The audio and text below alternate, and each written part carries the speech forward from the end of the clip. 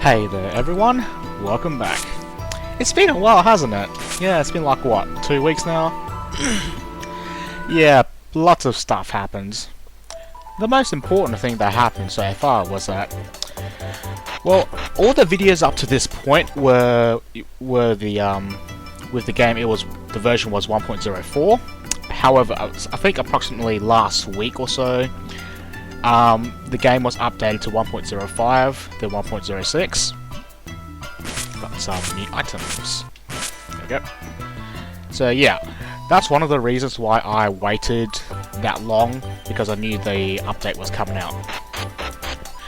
The other thing was, well, I was playing Recettear, and yeah, that game is so addicting. Anyway, let's check out the new items we've got. One of them was a ruby shield. I know that much. It was this thing. And Atlas is not translating. Why is it not There we go. There. So we have 31% chance of activation, 114 physical defense, 46 magical defense, 35 status resistance. Seems to cover all elements and weapon types, so that's pretty cool. I actually might make this. Yeah, I'll make it. I've got lots of materials. Let's make one. Okay. So we have two character-specific armors, which is this one. Yep, this one's for Sanae. That's right, I'm still calling her Sanae. Eat it. Okay, 69 physical defense, 23 magical defense, 23 status resistance, good resistance against instant death and exclusion status effects, 2 bombs plus 1 life. That's a pretty good armor, but I don't want to make that because I have a limited sunflower seeds. As you can see, I only have 2. Not that one. This one. This armor is for Byakuran. 69 physical defense, 14 magic defense, 7 status resistance, very high resistance against petrification, magic barrier 5%. I do believe that magic barrier means that it's just basically a damage reduction against magic attacks. So 5% damage reduction against magic attacks, and plus 1 bomb. Also would be nice to have, but I don't know how. Yeah, sunflower seeds are very hard to come by. Well, not really, but I can't be bothered grinding for them. And this accessory gives you plus 3% experience earned to the whole party. Once again, not really necessary because the Yakuris that drop the experience plus experience accessory items, they're way better because 1, they give you more, and 2, well, it's only for 1 person, but still it gives you more experience. So whatever. That's it.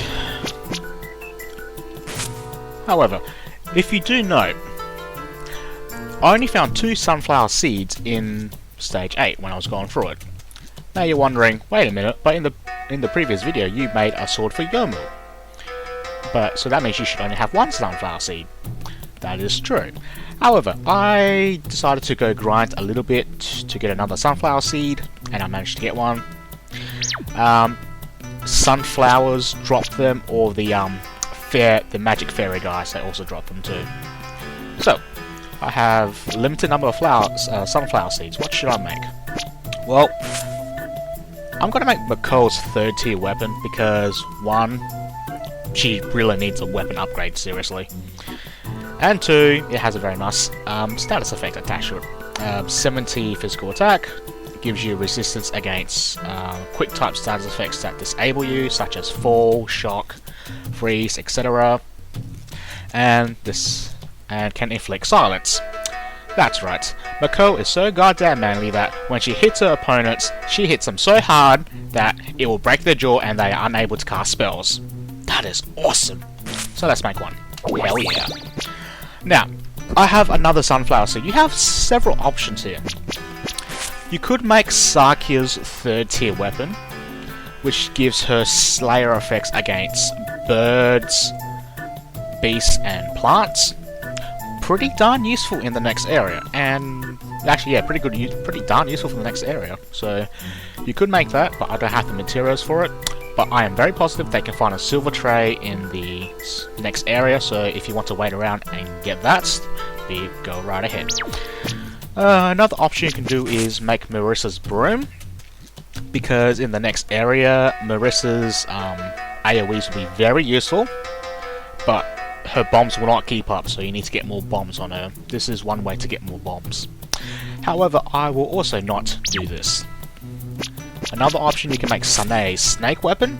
Gives her more attack power and, well, it has a secondary effect of paralysis. If you combine that with her 25-point skill that you get when you invest into her unique weapon skill tree, which is called Serpent Bomber, which is a full screen physical attack, you have a pretty good chance of paralyzing something in the battle, so that's always an option. However, well, I guess the other option is you can make Nitori's weapon as well, which will obviously increase her damage using chaser skills, which is also a good option. But I am probably going to stick with Sakia's 3rd tier sword when I get the next silver tray, so I'm probably going to just wait for that. Okay, now, at this point in the game, this is more or less, it's less of a walkthrough and more of a playthrough, because it's, well, my memory and the details about this game up past this point is very hazy, so I can't really remember that much. So it's gonna be an exciting thing. Now, the gimmick of this stage is that, well, it's a party split. Basically, what you need to do is divide your characters into 2 parties and explore both areas of the dungeon. And along the way, you'll encounter buttons you have to push simultaneously. And when you do that, you can activate warps, so you can either have a shortcut or access the bosses.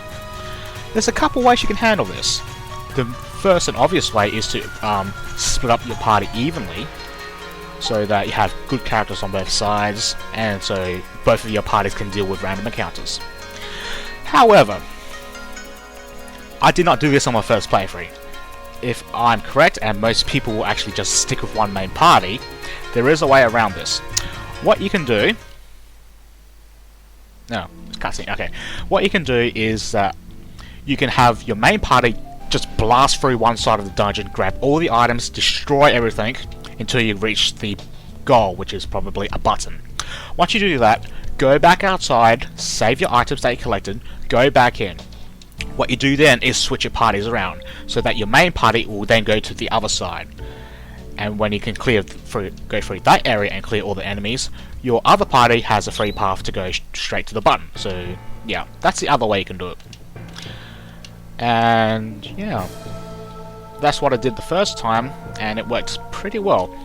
However, since I grinded all my characters somewhat evenly this time around, I'm gonna go and try to do it how most people do it normally, and split my party up evenly and try to take out everything on both sides using my different parties.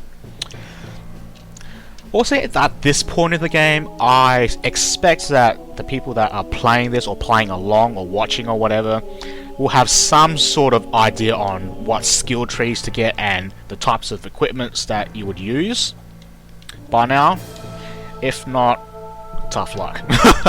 Because, especially in this kind of situation where I would have to go through every single character, that gets very annoying and gets really tedious, because I have to go through every single character I have, so that I'm not going to do that. What I will do, however, is just quickly show all the equipments I'm using and the points I invested really quickly, like for a few seconds, so if you want to take a look, you can just pause the video. Tori, Patchouli, Alice, Satori, Yomo, and who do I want as my commander? Or guess Byakuran, because Satori uses up MP like no tomorrow, man. Okay, so then my other party will be... you know what? Mako, Sakia, Sanae, Marissa, Remu, and Aya. Now, if you do not have Mako at this point in the game, and you didn't collect her using the going through the Lost Forest area, then I do believe that she will show up at the start of the stage and activate a cutscene, then she will join your party. Okay, one other thing I forgot to mention. During a party split, you cannot change your equipment. And because of that, I need to go outside. Give me 1 second. Okay, I'm back. On second thought, I will show you everything that I'm using for all my characters, because that would be a lot more helpful to people that are actually watching this in order to actually go through the game. So I shall do that. Okay, first of all, equipment. As you can see, I have McCall's 3rd tier fist now. That's gonna be a hell of a thing. And then I just equipped her with any good shield that I had lying around, some good armor. Then I gave her high resistance to blind, good resistance against instant death, and some resistance against ice element attacks. Next character, Sakia. As you see, I still have a 2nd tier sword. I've got a nice armor for her, so she has more defense. Plus 15 accuracy because she has low accuracy when using two-handed swords. High resistance against curse for whatever reason, and plus 10 physical attack. Next character, Sanae. I still have her 1st tier, first tier snake weapon, only because it has the paralysis secondary status effect on it. Then I gave her a DVD-ROM as a shield, because why the hell not? I still have her character-specific armor, or her first one anyway. Then we have resistance against fire, light, and dark for whatever reason, because she's not going to be a damage dealer. She's just there for status effects and random buffing if I require.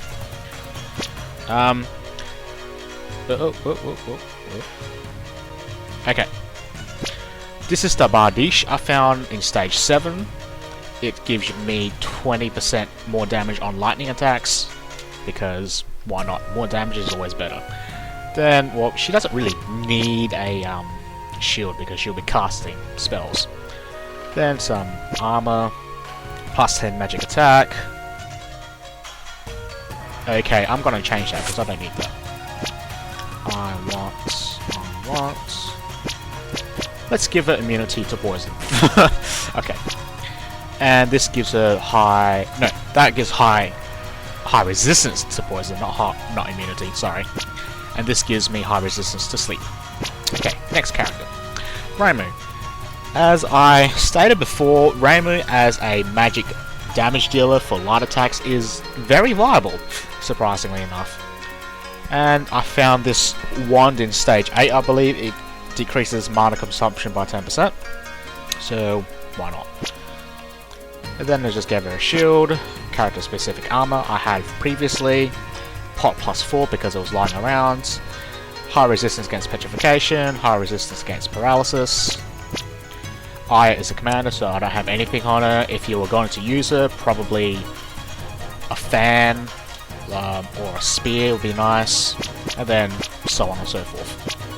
Byakurin is also my commander, so she doesn't really need anything, but there are a couple ways you can use her. You can have her as a buffer to buff your party before they take their turns. Very viable. You can debuff enemies, also viable, or you can have her as a damage dealer. It depends on what you want to do. I'm having her as a commander because Satori eats up a lot of MP. But surely, I gave her the Fire Rod, plus 20% damage on fire attacks, always useful.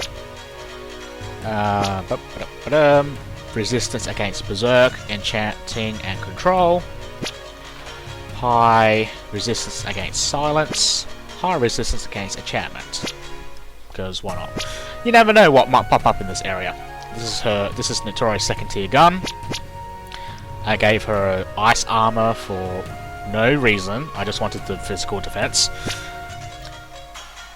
And I'm not sure if I should use this. No, let's leave it on there. Plus 10% damage on fire attacks. Yeah, I'll just leave it on Notori. Resistance against slash type attacks and plus 4 strength.